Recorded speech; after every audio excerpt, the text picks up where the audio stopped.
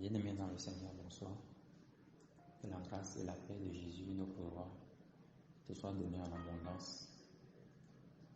Je prie afin que, durant ces moments d'écoute encore de sa merveilleuse parole, que l'esprit de vie, l'esprit de Jésus, te dispose tout entier, esprit, âme et corps, qu'il ouvre ton entendement, éclaire ton âme, qu'il te donne la lumière au nom de Jésus, et que toute forme d'épine, toute forme de fardeau, toute forme de lourdeur, toute forme d'œuvre qui venait pour étouffer cette parole-là soit renversée au nom de Jésus, afin que la révélation de notre Dieu soit ton partage. Seigneur, merci parce que tu visites mon frère en ce jour, parce que tu visites ma soeur, Seigneur, pour lui révéler les choses qui viennent de toi, qui sont enfouies, que tu as réservées à ceux qui t'aiment. Merci parce que tu le fais. Merci de conduire encore ce moment dans ta grâce parfaite, dans le cœur de chacun au nom de Jésus, pour te glorifier puissamment. Au nom de Jésus-Christ, nous avons prié. Amen. Frère, je suis heureux encore en ce soir que nous puissions partager la parole du Seigneur, qui est là pour nous édifier, pour nous bâtir, pour nous faire croître dans sa présence. En ce soir, nous allons lire dans Matthieu chapitre 23, dont je suis le frère Martin. Je continue de lire dans la King James version française. Dans Matthieu chapitre 23, là, il est écrit à partir du verset 1. Alors Jésus parla à la multitude et à ses disciples, disant, les scribes et les pharisiens sont assis sur le siège de Moïse. Donc, tout ce qu'il vous prie d'observer, observez cela et faites, mais ne faites pas suivant leurs œuvres, car ils disent et ne font pas. Car ils disent des charges pesantes et pénibles à porter et les mettent sur les épaules des hommes, mais eux-mêmes, ils ne veulent pas les bouger avec un de leurs doigts. Mais ils font toutes leurs œuvres pour être vus des hommes. Ils élargissent leurs phylactères et allongent les bordures de leurs vêtements et aiment les places les plus élevées dans les festins et les sièges importants dans les synagogues et les salutations au marché et à être appelés par les hommes Rabbi, Rabbi. Mais ne soyez pas appelés Rabbi. Verset 8, car un seul est votre maître, à savoir Christ, et vous êtes tous frères. Et n'appelez aucun homme sur la terre votre Père, car un seul est votre Père, lequel est au ciel. Ne vous faites pas non plus appeler maître, car un seul est votre maître, à savoir Christ. Mais celui qui est le plus grand parmi vous sera votre serviteur. Et quiconque s'élèvera sera abaissé, et celui qui s'humiliera sera élevé. Malheur à vous, scribes et pharisiens, hypocrites, car vous fermez le royaume du ciel aux hommes, car vous n'y entrez pas vous-même, ni ne permettez à ceux qui entrent d'y entrer. Malheur à vous, scribes et pharisiens, hypocrites, car vous dévorez les maisons des veuves, et en prétextant faire de longues prières, par conséquent vous recevrez une plus grande damnation. Malheur à vous, scribes et pharisiens, hypocrites, car vous parcourez la mer et la terre pour faire un prosélyte, et lorsqu'il est devenu, vous le faites 2 fois plus l'enfant de l'enfer que vous. Malheur à vous, guides aveugles, qui dit, quiconque jurera par le temple, cela n'est rien, mais quiconque jurera par l'or du temple, il est un débiteur. Vous insensés et aveugles, car lequel est plus grand, l'or ou le temple qui sanctifie l'or? Et quiconque jurera par l'autel, cela n'est rien, mais quiconque jure par le don qui est au-dessus, il est coupable. Vous insensés et aveugles, car lequel est plus grand, le don ou l'autel qui sanctifie le don? Celui donc qui jurera par l'autel, jure par lui et par toutes les choses qui sont dessus. Et celui qui jurera par le temple, jure par lui et par celui qui y demeure. Et celui qui jurera par le ciel, jure par le trône de Dieu et par celui qui est assis dessus. Verset 23. Malheur à vous, scribes et pharisiens, hypocrites, car vous payez la dîme de la menthe et de l'anis et du cumin, et vous avez omis les sujets les plus importants de la loi, le jugement, la miséricorde et la foi. Ceux-ci sont ce que vous auriez dû faire et ne pas avoir fait cela. Vous, guides et aveugles, qui passez un moucheron et qui avalez un chameau. Malheur à vous, scribes et pharisiens, hypocrites, car vous rendez propre l'extérieur de la coupe et du plat, mais à l'intérieur sont pleins d'extorsion et d'excès. Toi, pharisien aveugle, épure d'abord ce qui est à l'intérieur de la coupe et du plat, afin que l'extérieur de ceci aussi soit net. Malheur à vous, scribes et pharisiens, hypocrites, car vous êtes semblables à des sépulcres blanchis, qui en effet paraissent beaux au dehors, mais au-dedans sont pleins d'ossements, d'hommes morts et de toute impureté. Oui, certainement vous aussi au dehors vous paraissez droits aux hommes, mais au-dedans vous êtes remplis d'hypocrisie et d'iniquité. Malheur à vous, scribes et pharisiens, hypocrites, parce que vous bâtissez les tombes des prophètes et vous ornez les sépulcres des hommes droits. Et vous dites, si nous avions vécu au jour de nos pères, nous n'aurions pas été participants avec eux dans le sang des prophètes. C'est pourquoi vous êtes témoins vous-même que vous êtes les enfants de ceux qui ont tué les prophètes. Mettez donc le comble à la mesure de vos pères. Vous, serpents, vous, génération de vipères, comment pouvez-vous échapper à la damnation de l'enfer?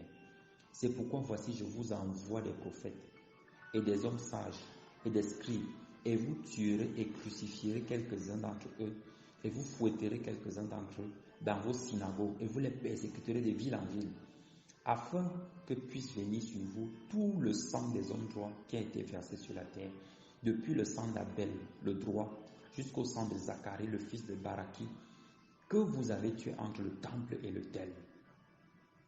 En vérité, je vous dis, toutes ces choses viendront sur cette génération. Ô Jérusalem, Jérusalem, toi qui tues les prophètes et qui lapides ceux qui te sont envoyés, combien de fois ai-je voulu rassembler tes enfants, c'est-à-dire comme une poule rassemble ses poussins sous ses ailes, et vous ne l'avez pas voulu. Voici votre maison vous est laissée déserte, car je vous dis, vous ne me verrez plus désormais, jusqu'à ce que vous disiez, béni soit celui qui vient dans le nom du Seigneur. Amen. Une fois de plus encore, le Seigneur nous parle énormément dans ce texte-ci pour se révéler à nous en nous faisant connaître sa volonté et son désir. Et ce que nous pouvons commencer par constater ici, c'est que l'attitude de Jésus semble avoir changé. C'est comme si Jésus est devenu agressif envers... on va utiliser peut-être le terme zèle qui est plus exact. Il est devenu plus zélé vis-à-vis des scribes et des pharisiens. Pourquoi est-ce qu'il ne parlait pas comme ça avant? Pourquoi est-ce que dans tout ce passage, dans tout ce chapitre-ci, il commence à dire hypocrite, hypocrite, hypocrite, hypocrite, hypocrite? On a remarqué que chaque fois qu'il disait scribes et pharisiens, il rajoutait hypocrite systématiquement derrière. C'est un truc qui va beaucoup nous interpeller dans ce passage-ci. Et on va répondre à la question, pourquoi est-ce que Christ a été autant zélé de la fin de sa vie contre les scribes et les pharisiens? Donc voilà le Seigneur qui dit que les scribes et les pharisiens sont assis sur la loi de Moïse. Un scribe et un pharisien, déjà on va aller sur le contexte de l'époque. Les scribes et les pharisiens, en fait, c'était toutes les personnes qui étudiaient la loi. Ça s'appelle la Torah. Donc ils étudiaient la loi et il y avait en fait un code d'éthique pour pouvoir être un scribe ou un pharisien. Il fallait avoir fait des études bibliques, ce qui se traduit de nos jours par la théologie. Il fallait être âgé d'un certain âge, donc avoir certaines responsabilités pour pouvoir enseigner dans le temple. Il fallait avoir fait un certain nombre de temps de durée dans le temple, et c'était à l'appréciation, n'est-ce pas, de ceux qui s'appelaient les docteurs, qu'on pouvait dire que ok, tel est déjà qualifié pour faire telle chose.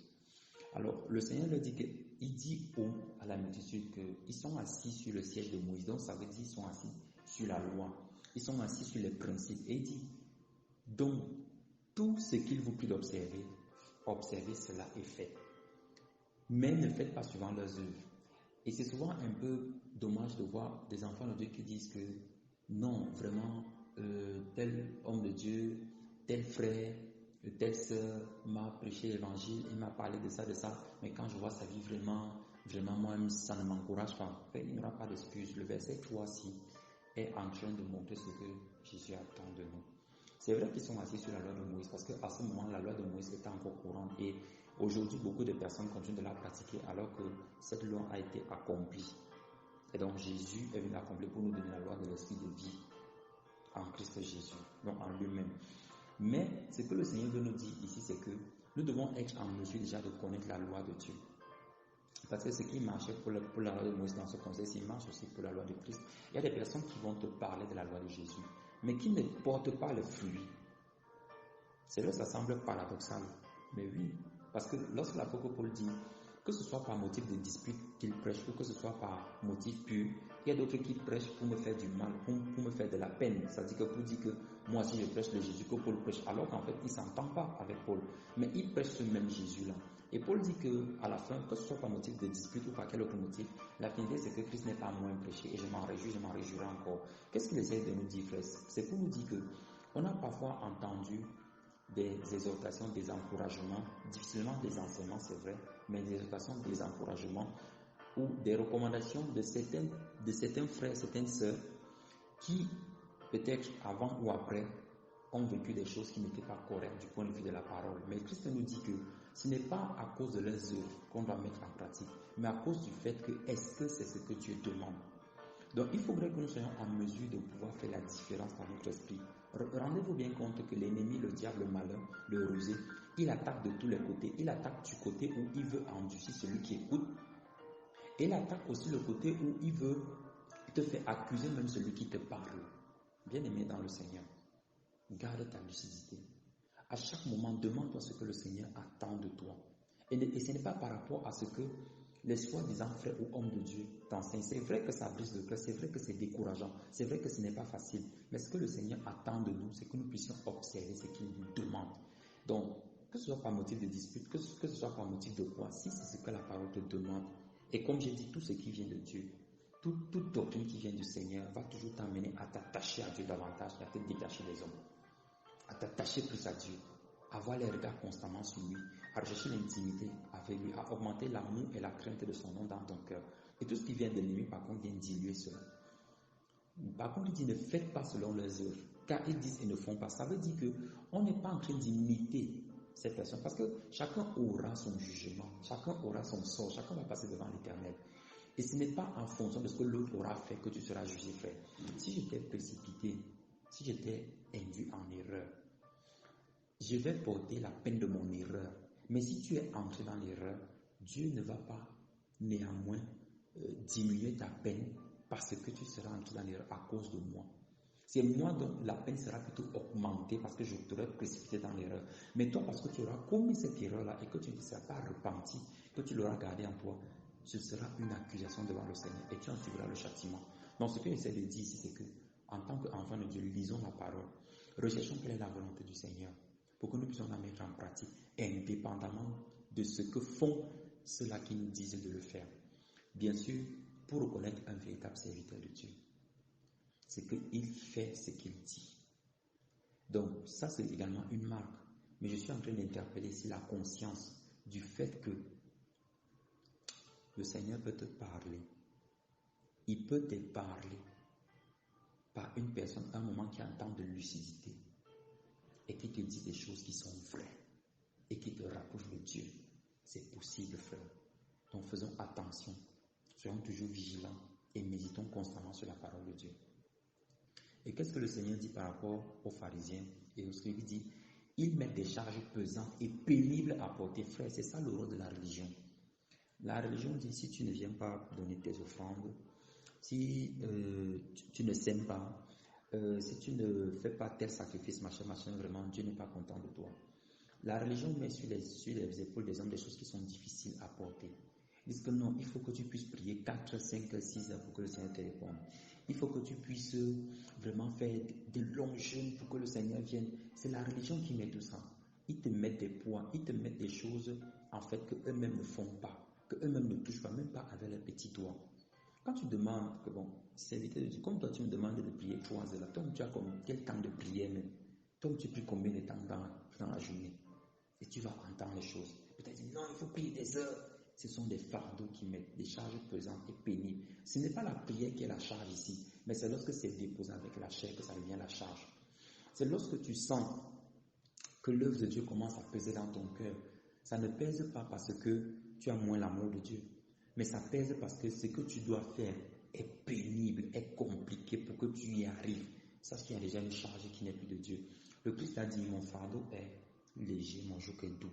La particularité de ce qui est fait par le Saint-Esprit, c'est que c'est doux et c'est léger. Ce n'est pas pesant. Donc, frère, il faudrait qu'on puisse examiner nous-mêmes. Je ne dis pas de tomber non plus dans la facilité, parce que ce qui vient de l'esprit contraint la chair, mais l'esprit est vif pour le faire.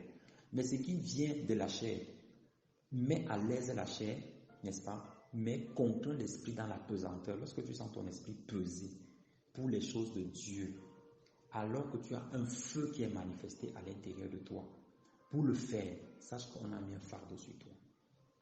Et c'est pour cela que j'interpelle encore beaucoup des hommes de Dieu, beaucoup de serviteurs, beaucoup de frères qui prêchent la parole, qui annoncent la bonne nouvelle. Le but de la bonne nouvelle, c'est une bonne nouvelle, c'est d'affranchir les hommes des fardeaux, de leur poids, des arnaques, des escroqueries, de toutes ces choses qu'ils ont vécues. Je ne comprends pas quel est ce Dieu qui vient vers les hommes qui n'ont pas la capacité de manger 2 fois par jour, mais qui leur exige des dîmes et des offrandes. Moi, je n'ai pas lu ça quelque part. Je ne connais pas ce Dieu. Je ne connais pas ce Jésus. Ce sont des charges pesantes. Je ne connais pas ce Dieu qui dit à des femmes de laisser leur mari, n'est-ce pas, sans avoir préparé dans la maison pour aller faire une nuit de prière. Je ne connais pas ce Dieu-là. Ce sont des charges pesantes sur les épaules des hommes qui empêchent, mais eux-mêmes ils sont avec les femmes bien. Je ne connais pas ce Dieu qui dit à des frères que ne marche plus avec ton frère, ta soeur, avec ton papa parce qu'il veut te tuer, c'est un sorcier, il veut te manger. Je ne connais pas ce Dieu-là. Parce que quand tu regardes ces hommes, et ils sont bien avec leur famille, ils n'ont pas de problème. Mais c'est toujours les familles des autres qui sont des sorciers, des machins, des machins. Frère, je ne connais pas ce Dieu qui a demandé que la maman qui t'a porté dans son ventre pendant 9 mois, qui t'a éduqué, qui t'a donné à manger quand tu étais malade, qui t'a amené dans les hôpitaux. Et aujourd'hui, là, quand tu es déjà un vieillard de 60 ans, 50 ans et plus même parfois, on vient te dire qu'elle veut te tuer. Et tu dis que vraiment, je ne m'approche plus d'elle. Frère, comment quand tu étais dans la chair, comment quand tu étais païen, quand tu n'avais pas encore cru, la sorcière ne t'avait pas mangé. Maintenant que tu as cru et que tu as même Jésus, que tu es supposé avoir le Christ, c'est même là où toi tu décides que vraiment, je ne peux plus m'approcher d'elle. Ton Jésus là, c'est quel genre de Jésus? Ce sont des charges pesantes, frère, que les scribes et les pharisiens mettent. Mais eux-mêmes, ils ne touchent pas ça de leur doigt. Ils vivent correctement et bien. Ils se relèvent, ils m'ont dit que vraiment, jeûne de 21 jours. Et moi, j'ai vu ça. Ils ne savaient pas comment raconter. Un soi-disant prophète, bon, moi je vais taire son nom parce que ce n'est pas très, très important. Il déclare jeûne de 21 jours dans l'église. Et moi, j'arrive chez lui un jour pour aller réparer des ordinateurs. Et qu'est-ce que je trouve? Je trouve le gars en train de manger. Et moi, j'étais tellement gêné parce que moi, je savais qu'on est dans le jeûne. Il dit non, frère, il faut manger. Faut manger, faut manger. J'étais scandalisé.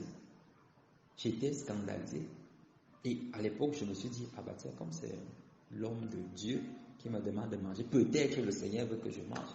En fait, le Seigneur ne voulait même pas que je sois dans le jeûne. Parce qu'on ne demande pas aux fidèles de jeûner. Ce n'est pas aux fidèles de jeûner, c'est à l'homme de Dieu de jeûner. Si tu as un problème, frère, et que toi-même tu sais que tu n'as pas le Saint-Esprit, tu jeûnes, c'est pour faire quoi? Le Saint-Esprit, c'est lui qui nous conduit dans le jeûne. Il y a des gens qui font la grève de la faim. Ce sont des charges pénibles. Ce sont des charges pénibles parce qu'ils sont dans la chair. Il ne peut rien faire pour Dieu. Il en est incapable. C'est au serviteur de Dieu d'entrer dans la prière, de supplier le Seigneur afin qu'il révèle ce qui bloque, ce qui coince dans la vie de plusieurs. Et ce qui bloque, ce n'est pas ce qui bloque ta destinée, mais c'est ce qui bloque l'esprit dans ta vie. Pourquoi est-ce que tu n'as pas le Saint-Esprit? Donc, ils font toutes ces œuvres pour être vus. Oh, vraiment, on jeûne beaucoup, on prie beaucoup. Et ils aiment faire des prières en bordure de route, sur les places élevées. Ils aiment les premières places. Qu'est-ce que la première place veut dire, frère? Déjà, je vais revenir sur le thème du phylactère, dans le verset 5. Le phylactère, ici, en fait, c'est une boîte dans laquelle on mettait des parchemins dont la parole de Dieu. Et notamment les juifs orthodoxes, n'est-ce pas, portent souvent cet insigne-là, cette boîte-là, soit sur leur bras, soit au cou lorsqu'ils doivent faire des sermons. Et donc, on se rend compte que Jésus dit qu'ils élargissent leur phylactère. Et il y a des frères comme ça, ils marchent avec une grosse Bible. Pas forcément une Bible physique. A dit, il est là. Oui, la parole de Dieu dit que, la parole de Dieu dit que, la parole de Dieu dit que, tel verset dit que, oui, il te dit tout ça là. Mais dans la pratique, c'est quoi? C'est-à-dire, quand vous commencez à parler, non, le Ésaïe 53 dit, verset 12 dit que, voici machin, Jérémie 1. Frère, c'est pas la connaissance des versets, c'est pas parce que tu élargis le phylactère là, que tu mets beaucoup de parchemins, beaucoup de versets là-dedans, que ça veut dire que c'est Dieu. Le diable est celui, après Dieu, qui connaît le mieux la parole. après Dieu et les anges, qui connaît mieux ce qui est, puisque quand la parole a été relâchée, il sait qui est la parole. Il a même une meilleure révélation que la grande majorité des chrétiens. Et pourtant, il n'appartient pas à Dieu. Frère, c'est pour dire ici, Christ nous interpelle encore, que ce n'est pas ce qui frappe aux yeux des hommes qui l'intéresse. On le dit souvent, que Dieu ne regarde pas à l'apparence, mais au cœur. Pourtant, on ne prend pas soin de traiter notre cœur. On porte de longues robes pour paraître comment? Pour paraître puissant. C'est-à-dire, il y a qui sort toujours avec le col pastoral. S'il n'a pas ça, il faut qu'il arrive et pense, pasteur. Frère, ce n'est pas de Dieu. Les places élevées, l'honneur, la gloire. Et je vois ça dans tellement d'assemblées. Dit maintenant, on va acclamer pour le bishop, l'homme de Dieu, qui a une école de machin à Sorbonne. Il est venu depuis les États-Unis pour venir nous prêcher la parole. Il est loin depuis les cheveux jusqu'aux orteils. Même là où il passe, les grâces de l'onction restent. Tu poses tes pieds sur ces grâces-là. Vraiment, l'onction descend sur toi. Alors, accueillons le bishop, machin, acclamons le très fort, papa, on acclame. Après ça, tu entends, oh, vraiment, là vous avez acclamé pour moi, maintenant acclamez pour Jésus-Christ. La première place, une fausse piété. Quand on commence d'abord par dire ça, il dit que pardon, frère, arrêtez de dire ce que vous dites là. Parce que tout ça, c'est la chair, c'est ça les places élevées, c'est ça les festins, et les frères aussi aiment ça. Quand on dit, oh vraiment merci frère, si tu n'avais pas prié, si tu n'avais pas vraiment ton exhortation là m'a traversé le cœur frère, aïe, c'est vraiment Dieu qui t'inspire, et tu vois le frère qui sourit comme ça là, il sourit, son sourire atteint les oreilles. Oui, c'est ça la première place, parce que quand on parle des scribes des pharisiens, on vous voit simplement ceux qui sont supposés enseigner au peuple. Mais ici, il y a dans des frères qui ont le caractère des scribes et des pharisiens, parce qu'ils aiment les premières places, les places importantes dans les synagogues. On connaît à la place, c'était quand lui dit, tu es assis à telle place. Le jour où on trouve quelqu'un assis dessus, j'ai vécu ça. Où il y a une bien-aimée qu'on amène comme ça pour la première fois, que le Seigneur a même guéri par un don de miracle, manifesté puissamment, dont j'étais présent et l'acteur principal par la grâce de Dieu. On l'amène comme ça. Elle est partie s'asseoir sur la place d'une soi-disant ancienne d'église. Frère, on l'a chassé de là. Oui. On parle de Dieu comme ça là. Frère, tout cela, ce sont les scribes et les pharisiens, c'est l'hypocrisie. Ils aiment les célébrations au marché. Oui, le marché, ce sont les endroits bruyants, ce sont les endroits fréquentés. Ils aiment quand ils passent là. Oh, pasteur, comment ça va? Non, ça va bien, frère. Que le Seigneur te bénisse, te fortifie. Amen. Alléluia. Quel amen, frère? Tu dis amen, c'est l'amen de quoi? Il faut te repentir, bien-aimé dans le Seigneur.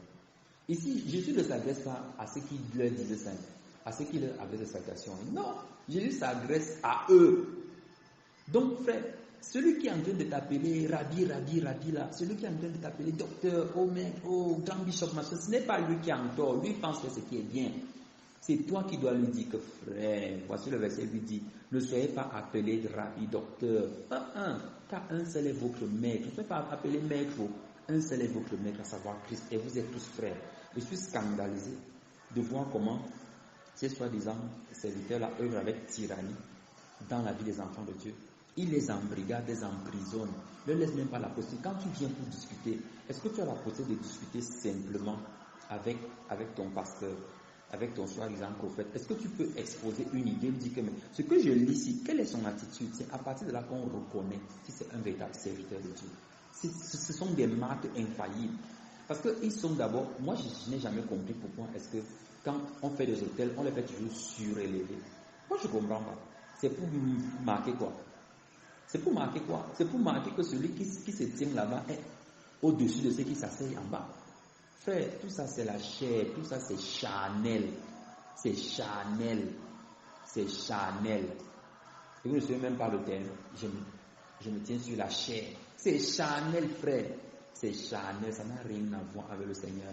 Donc si on s'assoit là, que l'hôtel vraiment c'est juste un endroit où on a placé que bon, place-toi ici pour que le peuple te voit mieux, pour que les gens ne soient pas distraits, qu'ils aient l'attention focalisée peut-être sur les paroles qui vont sortir et qui ne soient pas évasifs. Donc si c'est sur un seul plat là, le Saint-Esprit ne va pas se manifester. Il faut qu'on baptise l'hôtel, on élève ça. Quand tu montes là, tu prends les escaliers et il se base sur ce que le Seigneur avait dit dans quoi? Dans le livre d'Exode. lorsque lorsque le sacrificateur montera sur l'autel, il ne doit pas monter par des degrés afin que sa nudité ne paraisse pas. Donc l'autel doit toujours être haut. Vraiment une compréhension charnelle des choses. Moi, je me pose la question. Je me pose toujours la question. Frère, le Seigneur nous appelle à la simplicité. À la simplicité. Tous ceux qui s'appellent serviteurs de Dieu, qui se disent être des serviteurs de Dieu et qui ne sont pas saints, vous ne servez pas le Christ. Vous êtes en train de servir les hommes. Prenez tous les versets de Dieu pour expliquer ce que vous voulez là. Ce que moi je sais de Christ, c'est qu'il s'asseyait au milieu de la foule et il leur expliquait. Et quand il s'asseyait sur une montagne, c'était prophétique. Il s'asseyait sur la montagne pour dire, on a lu ça dans Ésaïe 56, pour amener le peuple au-dessus, pour dire, venez ici en haut avec moi. C'est de ça qu'il était question. On dit, n'appelez aucun homme sur votre terre père. Aïe, aïe, aïe. C'est-à-dire que, ici, là, alors, si tu donnes le verset 9-ci, dans les milieux évangéliques, protestants, chrétiens, là, je pense qu'on va te lapider seulement. Frère, oh papa, oh daddy, oh papa, oh père. Vraiment, d'autres même viennent tomber, mon père. Et il est là, oh mon enfant, que le Seigneur te bénisse. Et ils répondent même à ça. Vous aurez le jugement par rapport à ça, vous qui répondez à ça. On dit n'appelez aucun homme sur la terre votre père. Aucun homme sur la terre votre père. On va se poser la question comment je dois donc appeler mon parent? Frère, le parent, c'est le Dieu même qui l'a institué ici. Ici, le père dont on parle, c'est le père qui prend la place, le rôle du père qui est dans les cieux. Voilà pourquoi tous ceux qui sont des serviteurs de Dieu, qui sont supposés apporter quelque chose dans la vie, en termes de Dieu, dans la vie de ceux-là qui n'ont pas la lumière, ne doivent pas accepter ce titre-là. C'est à eux que Jésus s'adresse ici. Cet aucun-là les concerne. Frère bien-aimé du Seigneur, refuse qu'on t'appelle papa. Refuse ça. Vous êtes tous frères. Lisons le verset 8. Et vous êtes tous frères. Qu'est-ce qui est difficile qu'on t'appelle frère tel? Qu'est-ce qui est compliqué dedans? C'est pourquoi? C'est parce qu'il y a du levain, il y a la doctrine du pharisien et des scribes. Ne vous faites pas non plus appeler maître, car un seul est votre maître, à savoir Christ. C'est pour nous dire, ne prenons pas la place. Le Seigneur veut nous dire ici que ne prenons pas la place de ce que Jésus seul doit prendre dans la vie des hommes. Dès qu'un enfant de Dieu a un problème, il court vite, oh daddy, vraiment, je suis venu te parler du problème. Et il s'en est arrivé à un point où, même dans des foyers, dans des maisons, c'est le soi-disant homme de Dieu qui gère. Moi, je connais, pas de manière particulière, j'ai entendu des histoires et des témoignages où des personnes sont venues témoigner disant que dans l'assemblée où moi j'étais, quand je prenais le salaire de la fin du mois, j'allais donner à l'homme de Dieu. Et c'est lui qui décidait ce qu'il devait me donner, en s'appuyant sur Galates 6. Frère, je vais te recommander d'aller lire Galates 6 dans la King James.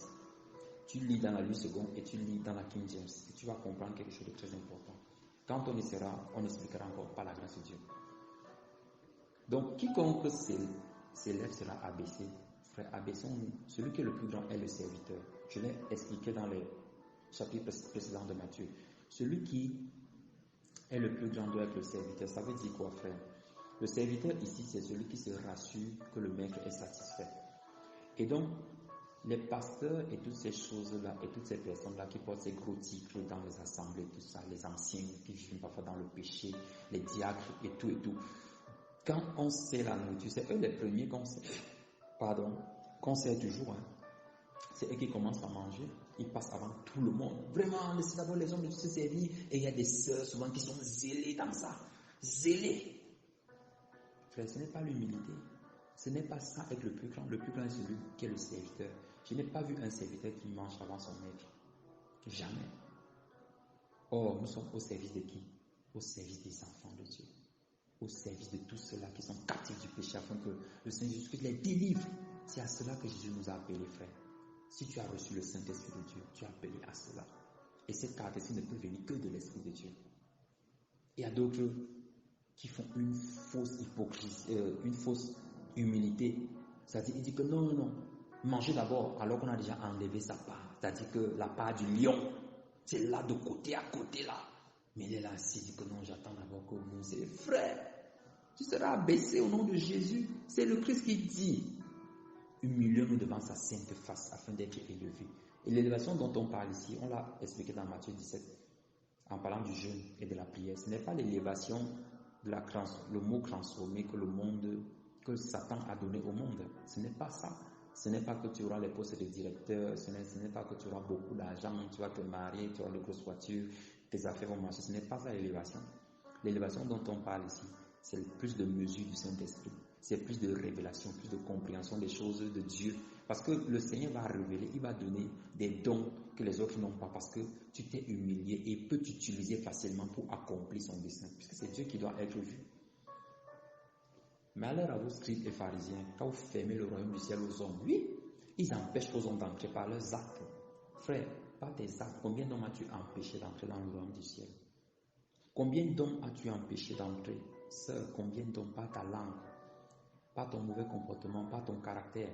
Combien de sœurs as-tu découragé qu'elles sont venues en assemblée cherchant le Seigneur? Donc, il ne permet pas qu'ils y entrent. Et le Seigneur dit comment? Malheur à vous. Et quand on parle de malheur ici, quand le Seigneur parle de malheur, il parle de l'enfer. Vous dévorez les maisons des veuves. Les gens qui viennent s'asseoir dans les maisons. Et sont toujours ces femmes-là qu'on met prisonnières, je ne sais pas. Oh Seigneur, délivre ton peuple, je t'en prie. Qui sont comme ça prisonniers, on fait de longues prières. Frère, et les frères aussi aiment ça, les sœurs aussi aiment ça. Non, parce que c'est ici que ça fait mal, on te montre la côte droite là. Moi, quand Jésus prêchait et qu'il délivrait les gens de 5 000, 6 000, il imposait les mains à toutes les 5 000 personnes. Frère, la prière de Dieu est puissante, c'est pas l'esprit, c'est le Saint-Esprit qui agit.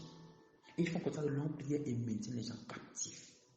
Captifs. Je connais carrément une histoire comme ça où un soi-disant homme de Dieu, déjà, il est d'abord très gros, corpulent, parce que déjà, les jeunes, il ne connaît pas, il n'a pas une vie de prière et de jeûne, ça se voit.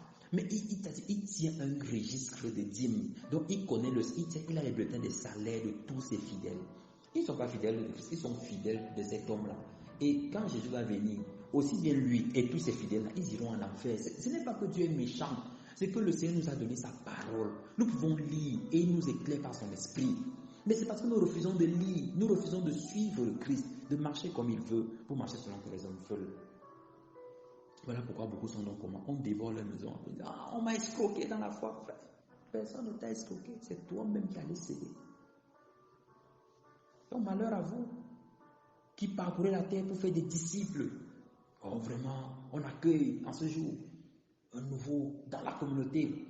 3 mois, 6 mois, 1 an plus tard, il est même pire que ce qu'il était dans le monde. Il devient orgueilleux. Pourquoi? Parce qu'on en fait 2 fois plus un enfant de l'enfer. Pourquoi? Parce qu'il n'a pas reçu le véritable évangile. Il n'a pas reçu la douceur et l'amour de Jésus. On lui a dit que quand tu viens à Christ, Christ te donne l'onction. Il donne l'onction. Donc il est venu parce qu'il cherche l'onction. Et c'est le diable qui donne les gens là. Ce n'est pas Christ. Christ ne donne pas l'onction. Christ est l'onction. Donc Christ ne donne pas. Christ est la vie. Il est le chemin. Il est la vie. Il est la chose là. Il est ce que les hommes désirent là. Il est la richesse. C'est lui-même. Ce n'est pas la richesse qu'il donne. Il est la richesse. Donc il doit être en nous pour que sa richesse, et s'est appauvri de quoi? Oh, quand on va parler, ça sera encore extraordinaire par la grâce de Dieu. Il ne s'est pas appauvri de l'or, de l'argent. Il ne s'est pas appauvri des biens matériels. On dit que oui, Christ s'est appauvri pour que vous soyez enrichis. Donc frère, tu dois marcher sur ta destinée. Tes choses doivent marcher, frère. Christ s'est appauvri de quoi? Christ s'est appauvri de quoi? Il s'est appauvri de quoi? De quoi, frère? De sa sainteté, de sa justice, de sa gloire. Oui, la gloire de Dieu, c'est quoi? C'est la sainteté, la pureté, la vérité. Et c'est de ça dont tu nous as enrichis. Parce que nous n'avions pas l'amour. Il s'est appauvri de son amour. Pour nous donner cela, aller mourir à la croix dans les humiliations. J'en dis que si tu jures par l'or du temple, tu es débiteur. Donc si tu as promis de venir tourner une offrande ici là, et que tu n'as pas donné, sache que la malédiction de Dieu est sur toi. Mais si tu dis que, Seigneur, je prends l'engagement d'abandonner le péché, et que tu n'y arrives pas, non, c'est pas grave. Jésus te comprend. Ceux qui disent ces choses sont sous la malédiction. Voilà que ce qui dit malheur à vous, c'est que vous êtes la malédiction. Et le Seigneur, si vous ne vous repentez pas, il ne va pas vous rater. À l'avènement de Christ, vous irez en enfer. Parce que l'enfer est réel. C'est la vérité. Tu vois un enfant de Dieu qui est incapable de sortir du péché. Et on lui dit que non, c'est rien. Dieu fait un peu. Et s'il arrive pendant que ce n'est pas fini, Un peu là. Dieu ne comprend pas ça. Le un peu là, c'est la doctrine du diable, frère. Jésus est l'agneau de Dieu qui ôte le péché. Il ôte, il enlève. Il n'enlève pas un peu. Il enlève la nature du péché. Et tu commences à travailler le caractère, mais plus la nature du péché. Mais tu es captif du péché, frère. Et tu dis que non, ce n'est pas grave. Mais comme j'ai promis de donner l'offrande là, d'autres même s'endettent. Si on pouvait s'endetter comme ça dans les heures de prière, dans les heures de jeûne, pour que Seigneur, je m'endette dans le jeûne et dans la prière parce que je veux que tu me délivres. Parle-moi, Seigneur. Non. On s'endette pour aller verser l'argent à un homme. Que le Seigneur te pardonne si tu faisais ces choses. Repends-toi sincèrement. Son amour est sincère et vrai. Et il est grand pour te pardonner. Et ainsi, on donne plus d'intérêt à quoi? Au don. Au don en or, en argent.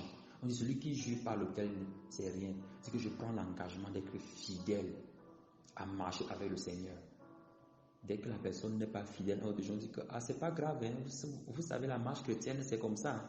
Mais quelqu'un dit qu'il jure par le don, que non, demain je vais apporter ceci, à tel mois je vais venir donner ça dans l'église. Oh, tel avait dit ça ici, il n'est rien venu donner, la malédiction de Dieu est sur lui. La maison de Dieu est sur toi qui dit ces choses. Parce que qu'est-ce qui est plus grand, le tel ou le don? Donc ce que les hommes décident vis-à-vis du Seigneur, ce n'est pas grave, on peut repousser. Même s'ils ne font pas, ce n'est pas grave.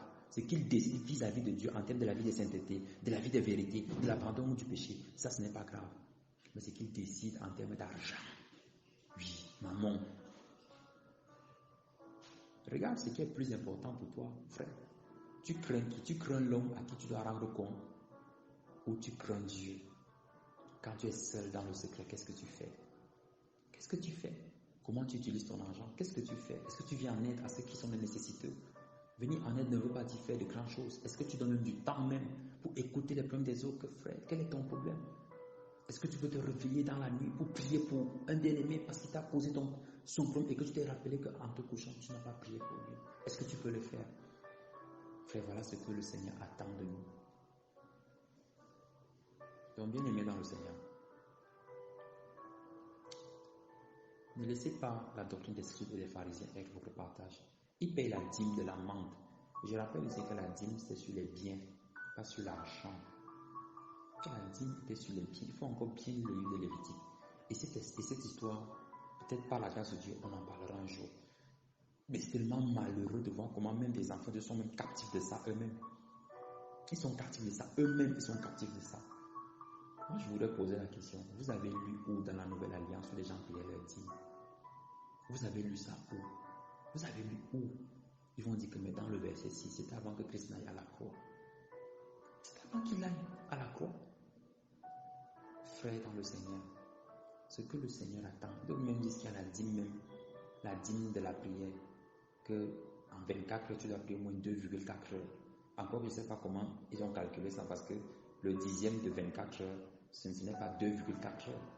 C'est 2,4 heures, c'est 2 heures et 0,4 heures. Mais il faut convertir les 0,4 heures en minutes. Ça fait 2 heures et 23 quelque chose. Ils disent que ça fait 2 heures 41 minutes. Donc ils se sont d'abord trompés même dans le calcul, en termes de base de calcul simple. Maintenant, ce n'est même pas une vérité biblique.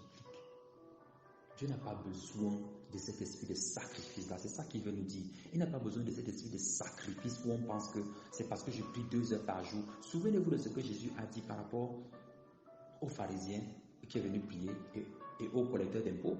Le pharisien dit, je jeûne 2 fois par semaine, je fais la prière de ceci, je paye la dîme de ça, parce qu'il voit qu'il était en train de se sacrifier. C'est ça que Jésus a reproché à cet homme-là. Et c'est la même doctrine que beaucoup d'enfants de Dieu sont tombés dedans. Ils pensent que non, vraiment, j'ai été fidèle à tous les cultes, chaque dimanche, donc Jésus, tu dois me bénir. Est-ce que c'est d'abord normal que tu ne sois pas là? Est-ce que c'est d'abord normal même? Est-ce que c'est d'abord normal que tu vives dans le péché pour dire que comme je me suis sanctifié maintenant, pendant, Seigneur, toi-même tu as vu, j'ai barré tous mes choses là, ça fait 6 mois. Pourquoi mon mari ne vient pas? Est-ce que c'est d'abord normal que tu vives avec les choses? C'est d'abord normal que tu aies que tu vives dans l'impureté? Dis que vraiment j'avais effacé tous les péchés de mon défaut, mais je sens que Dieu ne me répond pas, donc mieux je retourne là-bas. Tu fais le chantage à Dieu. Honte sur toi, frère. Honte sur toi, sœur. Le feu de la gêne, lui, ne fait pas le chantage. Le feu de la gêne, là, Lui, quand il brûle, tu sens que ça t'a brûlé en vrai. Il ne t'intimide pas. La preuve, c'est que personne ne le voit d'ici. Donc, et si sa chaleur venait quand même nous trouver de temps en temps, on pourrait dire que non, Dieu veut nous intimider. Dieu n'intimide pas. Dieu n'intimide pas. Continue dans ton chemin, là, frère. Nous sommes dans les derniers temps. Le Seigneur dit dans l'Apocalypse chapitre 22 que celui qui est saint se sanctifie encore en vrai. Et que celui qui est souillé se souille encore plus. Frère, si tu vois que ce sont les petits là, la vie là que tu veux mener, la vie de mensonge, la vie de débauche, la vie d'impureté, que tu veux être un bon scribe, un bon pharisien, au lieu de te cacher dans l'église, tu vas te faire du tort pour rien. Parce que Dieu va tout te condamner. Parce que tu n'es pas repenti. Tu t'es pas repenti en vérité. Et donc, ce qui va se passer, c'est que tu vas te retrouver en enfer avec des personnes qui ont bien enjoy le monde.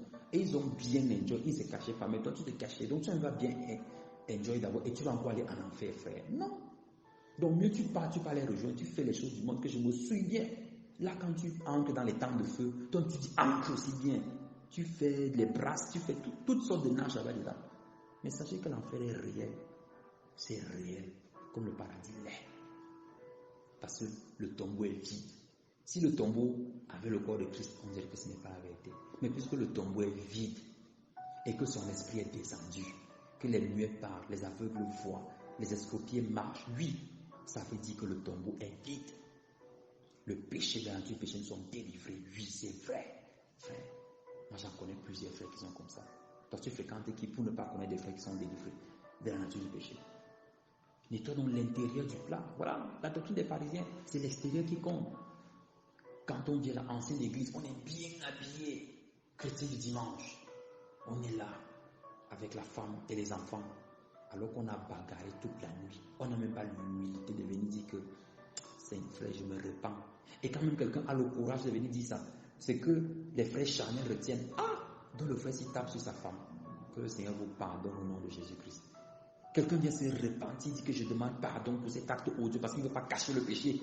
Et la chose qu'on retient, c'est que, donc il avait même péché. Hypocrite.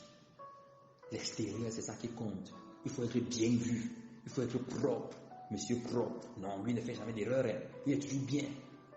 Alors que dans le secret, là, dans le secret, il fait le voyage pour aller sortir avec une fille du côté de San Minima là-bas. Oui. Il parcourt près de 200 km. Pourquoi? Parce qu'il doit être propre. Frère, Jésus ne regarde pas l'extérieur de la coupe. Les œuvres que tu fais là pour duper les gens là, il ne regarde pas ça. Scribe, il ne regarde pas ça. Il ne regarde pas tes sorties d'évangélisation que tu fais. Il s'en fout de ça. Il n'a pas, je te dis, il n'a pas égard à ça. Il ne regarde pas le fait que tu dises que, oh, convertissez-vous, hein, changez de vie, hein, Jésus faisait ceci, hein, que tu cites les versets, il ne regarde pas l'extérieur, là, il regarde l'intérieur. Plein d'extorsions et d'excès. Les excès de tabac, les excès de vin, les excès d'impureté, c'est-à-dire les excès de tout, d'extorsion, donc les gens qui braquent les chrétiens. Ils braquent les chrétiens. Quand tu rends le ministère, non, il faut payer le transport de l'homme de Dieu. On paye le transport de Jésus. On paye son transport.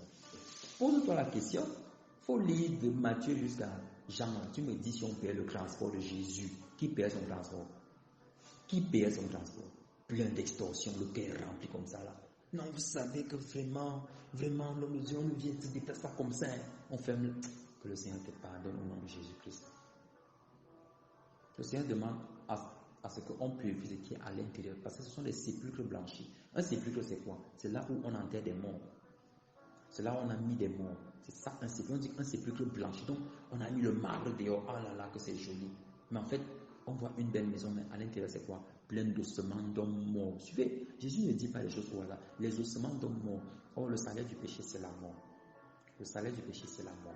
La mort apocalyptique, la putréfaction, c'est-à-dire la décomposition du corps. Donc quand on parle d'ossement ici, il faut comprendre que c'est le péché qui a amené la décomposition de celui qui est à l'intérieur et sont des ossements.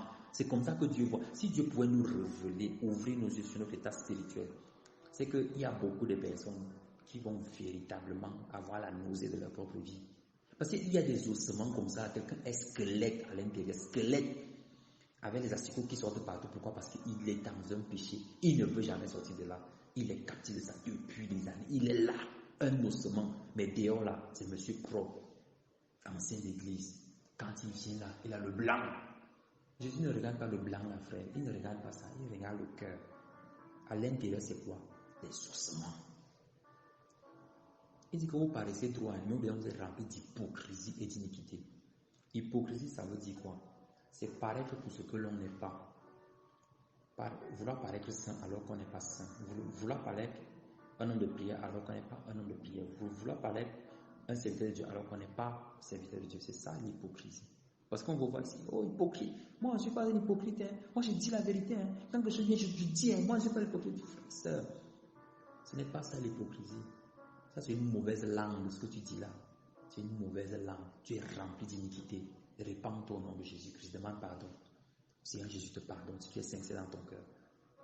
Il faut bâtir les tombes des prophètes. Qu'est-ce que ça veut dire bâtir les tombes des prophètes? On a dit ici qu'un prophète, celui qui vient de Dieu, déjà le terme n'est utilisé que pour Dieu en fait. Bon, c'est pas arnaque que le diable utilise ce terme-là avec ses enchanteurs et ses magiciens. Lorsqu'on dit qu'il faut bâtir les tombes des prophètes, ça veut dire que ce que les prophètes ont enseigné, on a enterré ça. Et un prophète est reconnu, celui qui vient de Dieu, par la caractéristique dire de ramener le cœur du peuple vers le Seigneur. Donc lorsqu'on ne peut pas ramener le cœur du peuple vers Dieu, il n'est pas un prophète. Donc aujourd'hui, ces soi-disant prophètes-là, qui viennent là seulement pour voir les couleurs des sous-vêtements des femmes dans leurs publications, dans leurs révélations, qui viennent pour dire que je vois vraiment qu'il y a quelqu'un ici que le Seigneur veut visiter, il veut te donner un travail. Frère, on s'en fout que le Seigneur te donne le travail. Est-ce que ton cœur est droit? Est-ce que ton cœur est véritable? Est-ce que tu aimes Dieu? C'est de ça qu'il s'agit. C'est de ça qu'il s'agit. C'est de ça qu'il est question.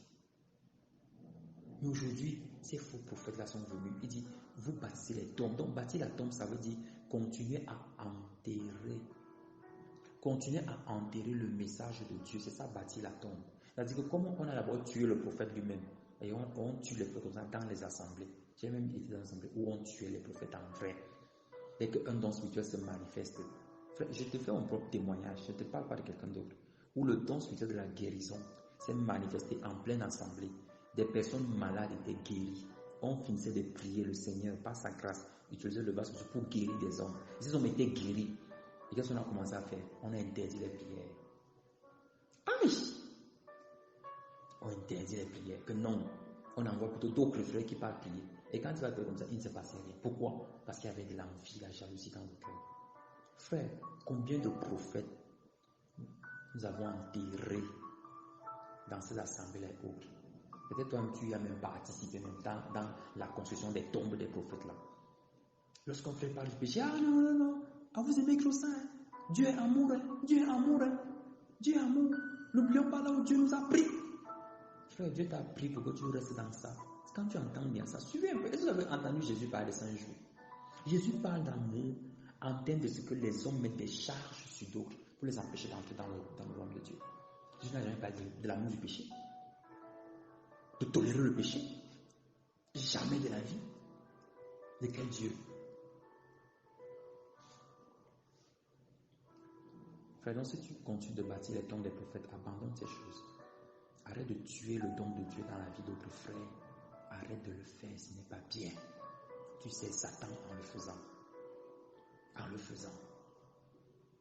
Il dit, vous serpents, verset 33, génération de vipères, des serpents et des vipères.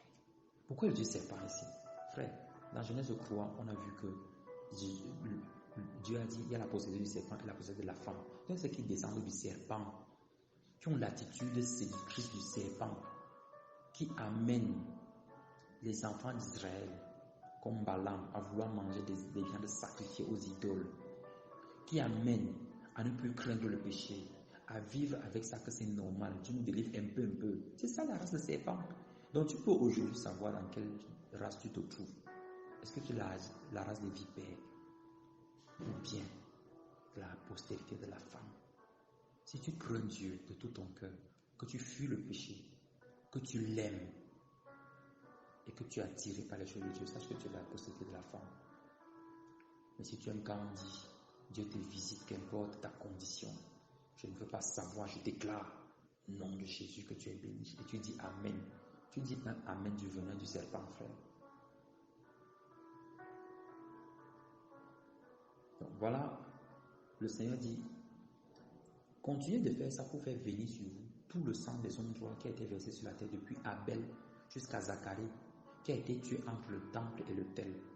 Frère, cette précision est très importante pour nous pour comprendre que les véritables prophètes sont toujours tués entre le temple et l'autel. Comprenons d'abord, le temple, c'est l'endroit où on adore Dieu. L'autel, c'est l'endroit qui est dans le temple, où on doit sacrifier les offrandes, où on doit sacrifier les choses à Dieu.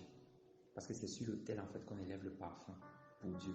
Et la caractéristique de tous ceux qui sont des prophètes, on va toujours les tuer entre le temple et l'autel.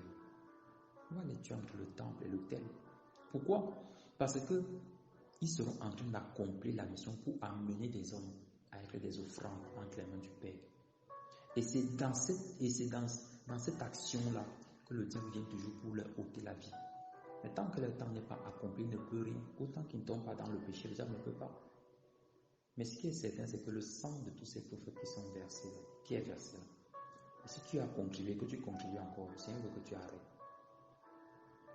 Arrête d'en vouloir aux autres frères parce qu'ils ont le don du Saint-Esprit. Demande à Dieu. As-tu vraiment désiré le don de l'Esprit et Dieu ne t'a pas donné? Vous qui savez donner de si bonnes choses à vos enfants, comment vous méchants comme vous êtes, vous savez donner de bonnes choses à vos enfants? À plus forte raison, moi, le Père, ne vous donne pas l'Esprit. Frère, arrête de tuer les prophètes. Arrête de les tuer. Arrête de les tuer par la jalousie, l'envie. Arrête de les tuer par le fait de dire que j'avais dit non, il est tombé. Il dit enfant, toi-même, qu'est-ce que tu fais? Arrête de les tuer.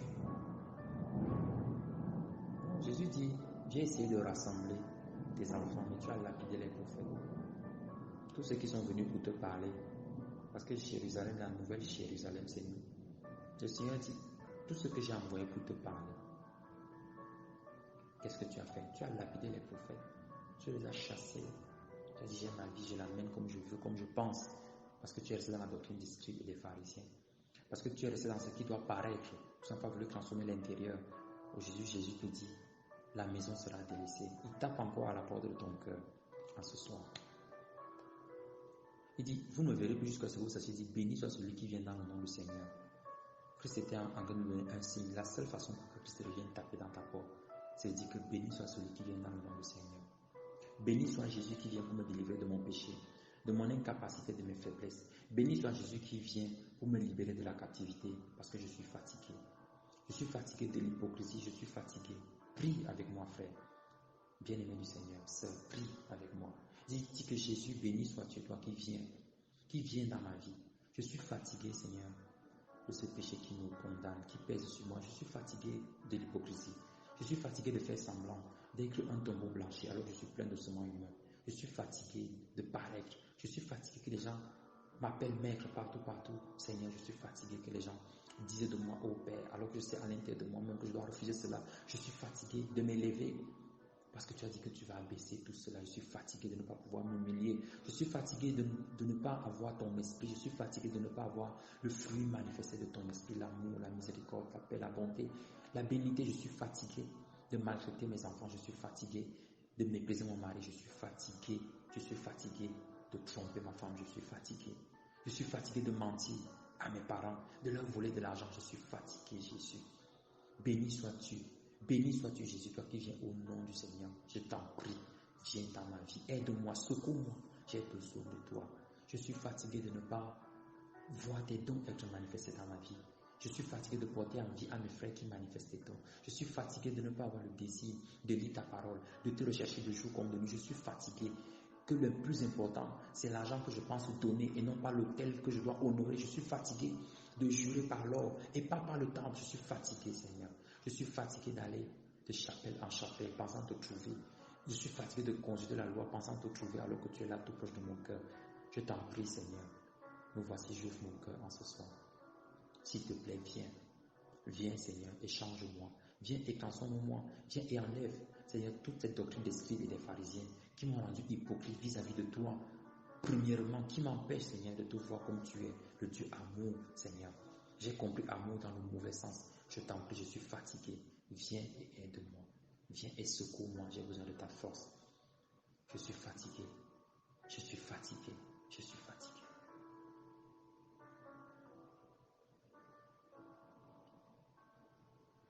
Seigneur, voici tes enfants que je te recommande. Je prie afin que tu glorifies dans son nom, au nom de Jésus. Et que toi seul tu tires gloire dans leur vie. Qu'aucun ne soit prouvé parmi les scribes et les pharisiens. Au nom de Jésus-Christ. Qu'aucun ne participe à la mort des prophètes. Plus jamais. Parce que tu sanctifies et tu purifies. Tu n'es pas venu nous condamner pour son jugement. Tu es venu pour nous sauver. Que chacun de tous ceux qui ont prié, qui avaient une faiblesse, Seigneur, que ta force soit manifestée là, avec cette faiblesse au nom de Jésus. Merci de glorifier ton nom, Papa. Merci de glorifier ton nom. Que le feu qui s'était éteint dans la vie de tes enfants, parce qu'ils ont regardé aux choses charnelles et qu'ils ont été étouffés par les épines et les ronces, au nom de Jésus. Que ce feu-là soit ranimé maintenant. Le feu de la prière, le feu de la méditation, le feu de l'amour d'évangélisation, le feu des exhortations, le feu de l'enseignement, au nom de Jésus. Rallume ce feu, Seigneur. Rallume ce feu. Et ceux qui ne l'avaient pas, je prie afin que, s'ils le demandent d'un cœur sincère, qu'ils reçoivent au nom de Jésus-Christ. Que ce feu embrase leur cœur, au nom de Jésus. Que ce feu allume une flamme nouvelle en eux, au nom de Jésus-Christ. Ceux qui étaient esclaves de la religion, captifs des dogmes des hommes, que ton feu brûle les liens qui les retenaient captifs au nom de Jésus-Christ. Qu'ils sortent de ces prisons pour te servir, toi le véritable vrai Dieu. Affranchis, Seigneur, tes idoles. Affranchis, Seigneur, au nom de Jésus-Christ. Que ce soit avec force et puissance que tu œuvres ainsi dans la vie de tes enfants. Merci, Seigneur, parce que tu le fais. Au nom de Jésus, nous avons prié. Amen. Frères et sœurs, que la grâce et la paix de Jésus te soient accordées en abondance en ce soir au nom de Jésus-Christ. Je te recommande de rester encore en prière devant le Seigneur pour qu'il augmente encore la flamme de ce qu'il te donne en ce soir. Reste encore en prière, bien-aimé dans le Seigneur. N'interromps pas après avoir fini d'écouter, mais reste encore en prière. Supplie encore le Seigneur que je veux cette flamme. Rallume cette flamme en moi. Je veux ce feu. Si tu avais l'esprit et que tu as pensé que l'esprit s'est éteint, dis que Seigneur, rallume en moi en ce jour, je t'en prie. Parce que Jésus peut venir ce soir. Jésus peut venir ce soir. Il peut revenir ce soir. C'est important. Continue de supplier, d'implorer sa grâce. Si tu n'avais pas encore reçu l'esprit, dis sincèrement dans ton cœur que Jésus,